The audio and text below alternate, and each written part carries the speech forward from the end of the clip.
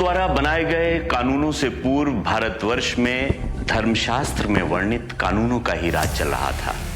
प्रिय प्रधानमंत्री, लंबे समय से मैं मंत्रिमंडल के अपने स्थान से त्यागपत्र देने की सोच रहा था। मेरी इस इच्छा को कार्य रूप में परिणित करने से मुझे एक ही चीज रोक रही थी।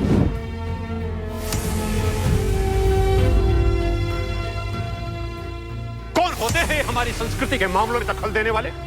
जो विचार हिंदू रीति रिवाज में पुराने हो चुके हैं, उन्हें ठीक करने के अलावा इस बिल में कुछ नहीं। परंतु कानून की दृष्टि से हिंदू बिल्कुल अलग थलग, बिखरे हुए तथा छितरे हुए लोग। इस बिल को पास करवाना एक प्रकार से डॉक्टर अंबेडकर का उतावलापन दर्शाता है। हिंदू वोट बिल में ऐसा क्या है जिसका विरोध सड़क से सदन तक पहुंच गया है? हिंदू महिलाओं की प्रगति के लिए ही इस बिल के द्वारा परिवर्तन लाने के उद्देश्य से इसे तैयार किया गया है।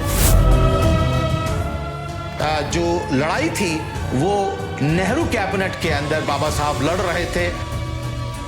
मैं यहाँ तक सहमत हो गया था कि विधेयक को विभक्त कर दिया जाए तथा विवाह तथा तलाक तक ही सीमित कर लिया जाए। और महिलाओं के अधिकार संबंधी प्रमुख प्रावधानों का क्या होगा?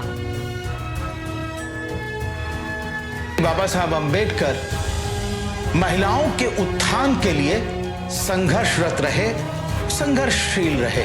अंबेडकर ने अपने इस्तीफे की कई वजह बताई। इसमें से एक उनका खराब स्वास्थ्य भी था। दूसरी वजह यह थी कि प्रधानमंत्री उनमें पूरी तरह से भरोसा बहाल नहीं कर पाए थे।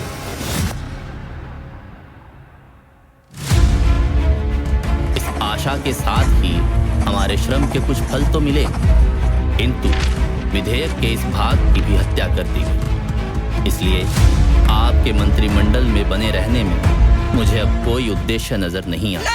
यहाँ नारी को नरक का द्वार कहा जाता था।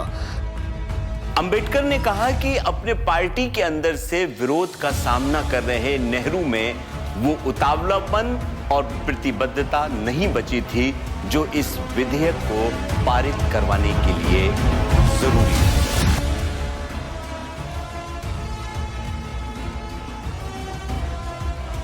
मैं चाहता हूं कि मेरे इस्तीफे को तुरंत प्रभाव से स्वीकार कर लिया जाए। आपका विश्वासु B.R. अम्बेडकर।